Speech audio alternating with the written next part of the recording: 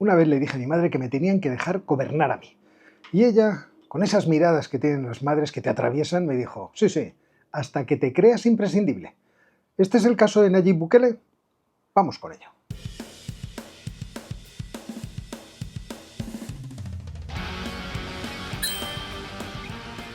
La Asamblea Legislativa de El Salvador, dominada casi sin fisuras por el partido de Bukele, Nuevas Ideas, ha aprobado una reforma constitucional que elimina el límite de mandatos presidenciales. Esto significa que Bukele se va a poder presentar indefinidamente y que las elecciones presidenciales tendrán además una sola vuelta, la gana quien saque más votos, da lo mismo cuántos votos, y que los mandatos ya no serán de 5 años, sino de 6. Ha sido una votación express, sin debate previo y con 57 votos a favor y solo 3 en contra, porque son los votos que tiene el partido de Bukele en ese parlamento, que solo hay 60 escaños. ¿Pero qué significa todo esto? ¿Significa que la democracia salvadoreña ha muerto? ¿Que ya no es un sistema de controles? ¿Que se ha convertido en el vehículo exclusivo del presidente? Se puede argumentar que no, pero no suena a que lo sea.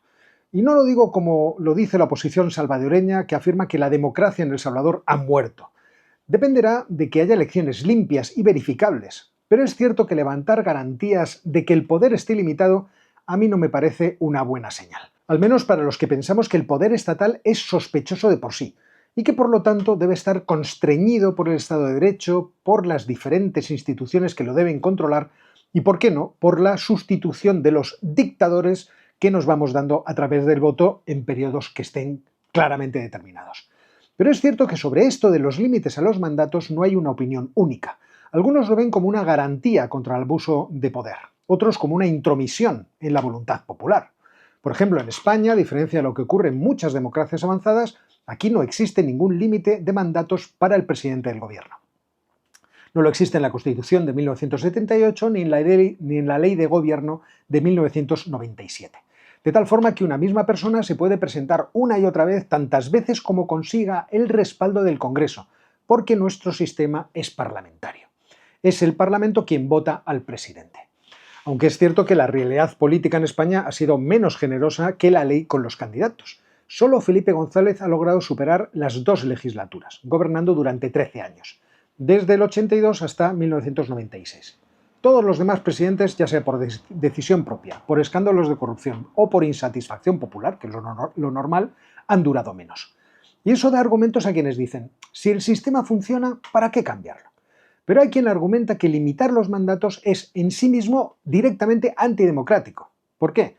Porque limitar los mandatos restringiría el derecho del pueblo a elegir libremente a sus representantes.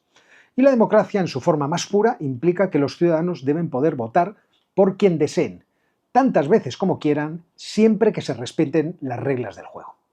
Y guardadme esta restricción porque es la importante. Siempre que se respeten las reglas del juego democrático, se entiende. Por último, hay un argumento más político, el riesgo del pato cojo. En muchos países con límites del mandato, el último periodo de un presidente es en el que se ve debilitado. Ya sé que estáis pensando en Biden, yo también. Pues incluso cuando estás en plena posesión de ti mismo, al no poder presentarte de nuevo, tu influencia cae, tu capacidad de liderazgo se erosiona y tu margen de maniobra se reduce. Ahora vamos a los otros, a los que no nos fiamos de aquellos a los que elegimos ni aunque sean de nuestra cuerda política, ni jugáramos con ellos a churro media manga, manga entera cuando éramos niños. Nosotros, estos raros, defendemos la limitación de mandatos en sistemas presidenciales, pero también en sistemas parlamentarios por varias razones. En primer lugar, porque yo creo que ayudan a la regeneración del poder, solo porque limitan el tiempo en que el líder va a estar ahí subido al poder. Y evitan que se acomode, que convierta ese cargo pues, en su feudo, que le dé por tejer redes clientelares, amiguetes y por lo tanto que crezca la corrupción.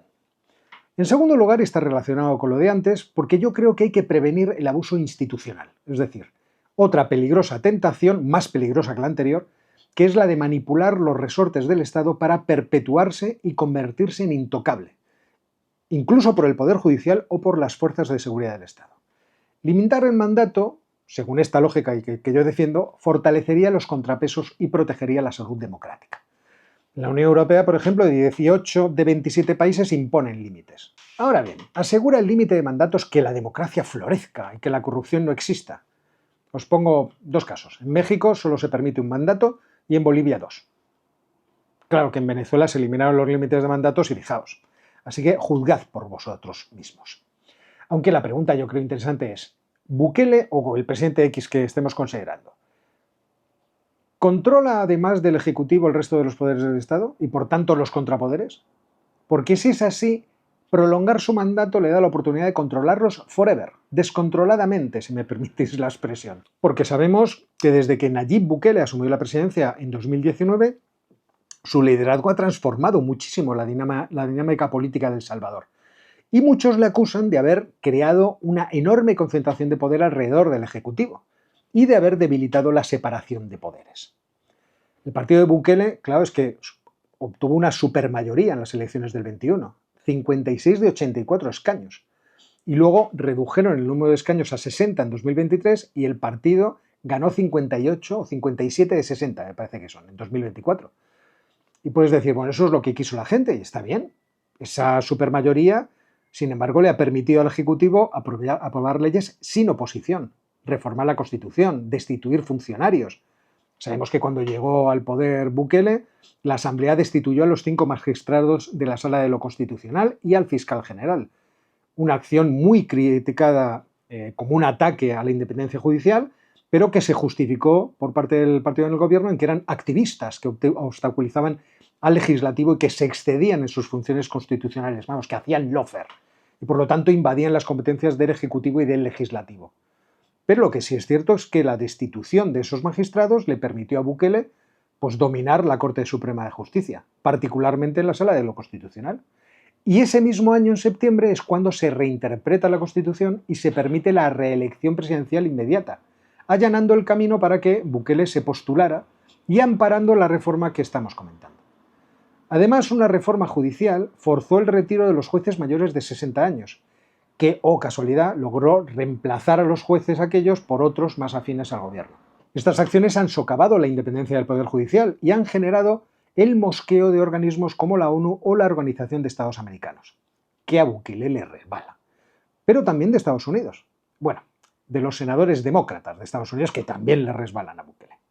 Así que lo cierto es que todo esto ha desatado las manos de Bukele para hacer cosas que en efecto han sido muy populares en El Salvador, como un estado de excepción para combatir las pandillas y pacificar el país, pero también permite acusarle de tener influencia, de empezar a dominar todo tipo de instituciones autónomas en el gobierno, como el Tribunal Supremo Electoral, la Corte de Cuentas, lo cual limita la capacidad de fiscalización del gobierno de Bukele. Y este es el peligro, a mi juicio. Controlar Fiscalía, Tribunal Supremo, tener mayoría parlamentaria, ¿impide que abuses del poder? ¿Va a ser tu fortaleza de carácter la que te va a hacer resistir a las tentaciones? ¿Van a ser tus convicciones democráticas, tus valores? Pues a mí me llamaréis anticuado, pero no me da la gana tener que confiar en la buena voluntad del que manda. Porque el que manda en un país, joder, manda mucho. Se mete en todo, se mete en tu bolsillo, en tu casa, en si lo tuyo es mío o es de aquel, en cómo debes vivir la vida. Y yo creo que no hay que aceptarlo. Prefiero 1000 veces que el poder esté controlado por 1000 obstáculos de todo tipo. Y os diría que sigo 1.000.000 de obstáculos si fuera necesario. Y la separación de poderes es lo mínimo. Y las instituciones independientes son lo mínimo. Pero vamos a ver que yo no soy un experto en el tema constitucional o incluso en filosofía del derecho. Yo tengo mis preferencias, pero no puedo decir que estén totalmente asentadas y sean totalmente justificables. Ahora bien, lo que acabo de decir, yo creo que convendréis conmigo que es lo mínimo.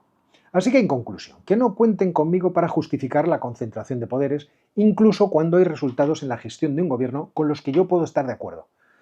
Yo estoy muy harto de mesías imprescindibles. Y lo digo con un ojo puesto en el gobernante que queráis, incluido Javier Milei. El día que diga que es imprescindible, aunque Argentina vaya como un cohete, yo no estaré con él. Espero que no me oiga alguien en quien estoy pensando y que me diría que ha habido en la historia muchos tiranos buenos, cuyos gobiernos fueron justos. Y es cierto, pero no me fío. Así que, como imaginaréis, he sufrido mucho toda mi experiencia electoral a lo largo de los años en España, precisamente porque he ido viendo cómo se arañan, se deterioran esos controles institucionales. Y hasta aquí el vídeo de hoy, que espero que haya sido claro e interesante. Y, como siempre os digo, busco la puerta de salida y nos vemos muy pronto.